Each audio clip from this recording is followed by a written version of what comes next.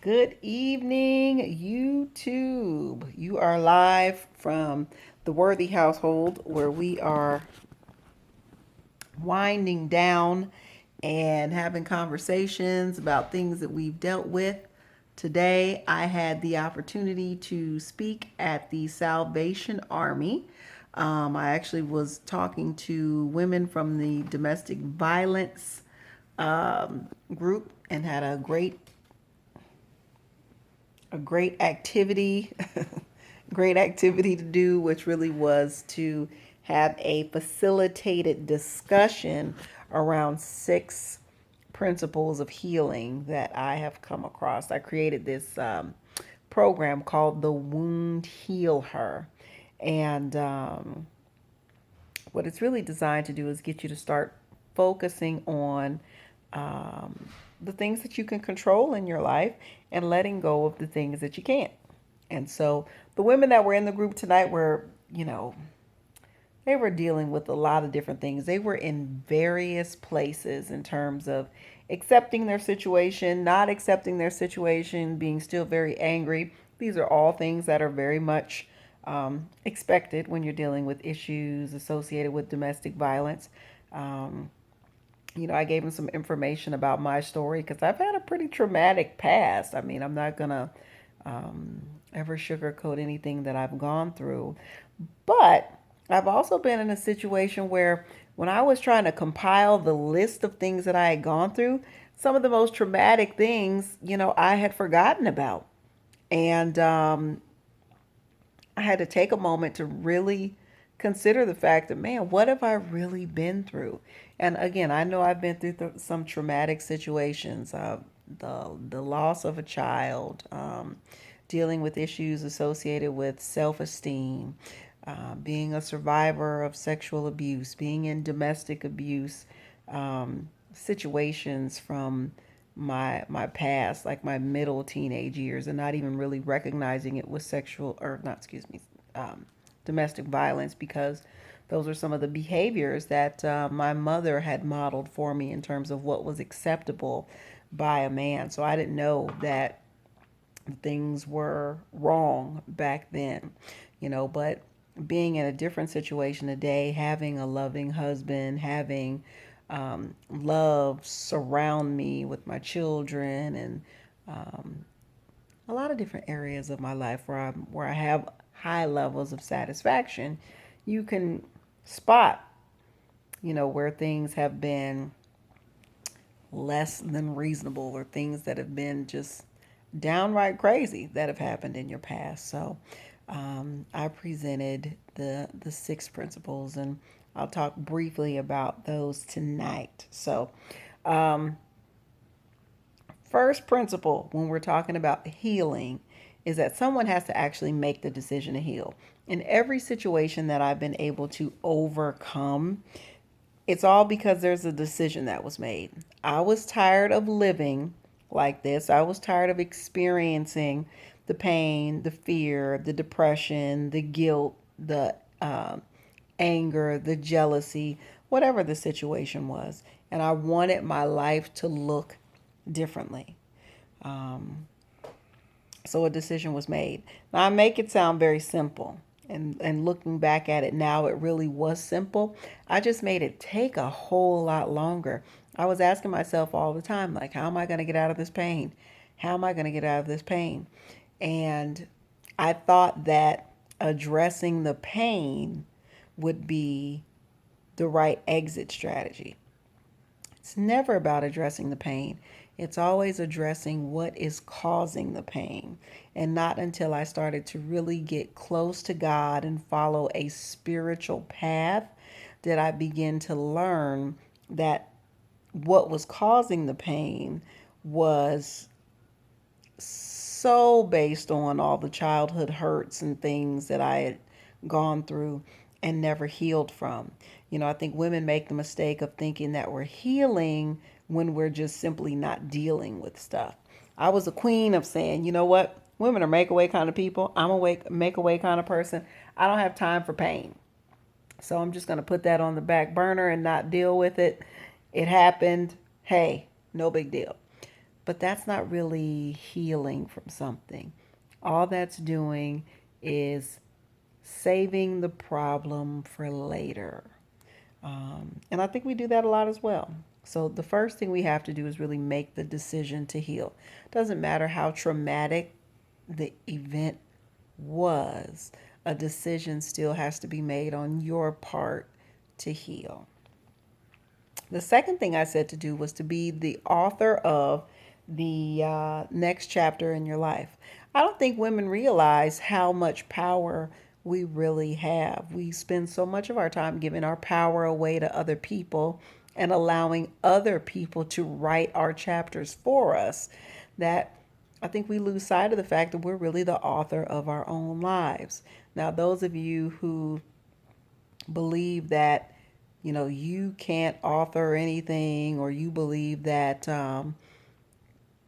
God is in control of your whole life, I think that's an interesting place to be in. I think that He gives you the power to connect with Him so that you can ask Him how things should go. But ultimately, I don't think that He sits back with a magic wand and then just makes things happen for you or not happen for you, or, you know, I don't believe that. I think that for every decision that we make, every action that we take, there's a bazillion different outcomes that can happen. It just depends on what our intentions are. It depends on the people that are involved in the situation. It depends on the experience. It depends on the circumstances surrounding the situation. So I just believe that there's so many different outcomes, and we just have to be prepared to deal with any of those situations. But being the author of your own story allows you to really think about the vision. Think about the vision that you have for your future and what it is that you really want to accomplish. And then look at the gifts and the talents that you have that support that vision. I had a woman tell me tonight that one of her gifts was being spiritual.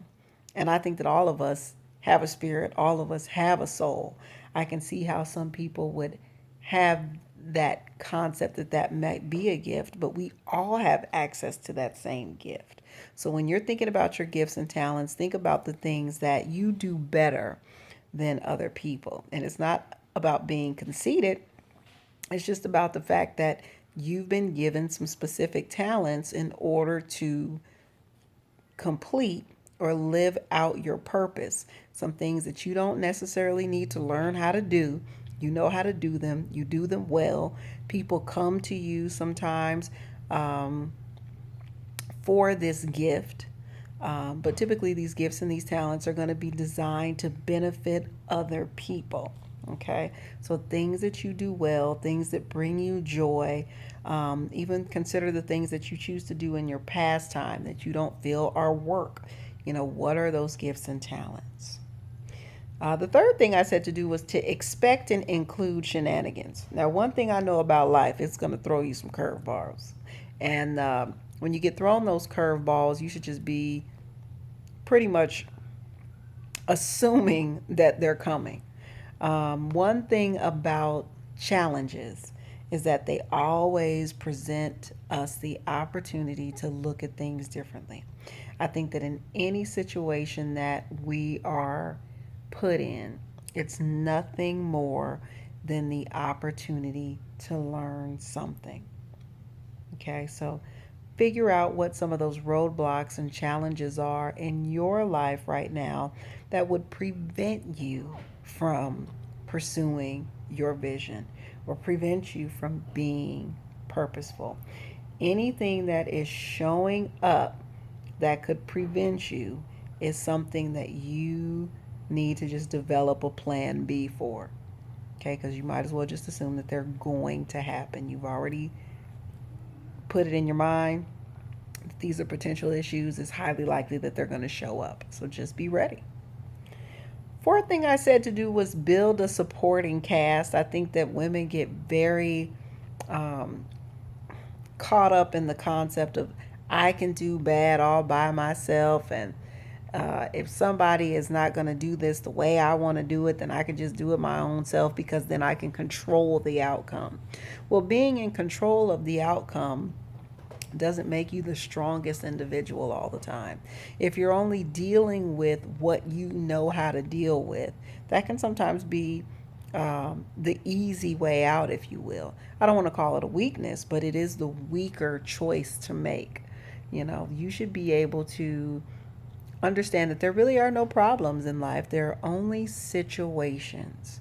And in every situation, you have three choices you can make. Either you can accept it, you can change it, or you can get away from it.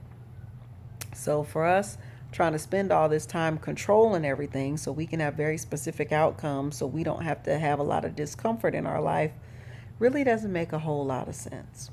Because again, remember, any decision that you make could have 50 bazillion outcomes depending on who's involved in the situation. So you might as well just go with the flow and make decisions based on what's best for you at that time.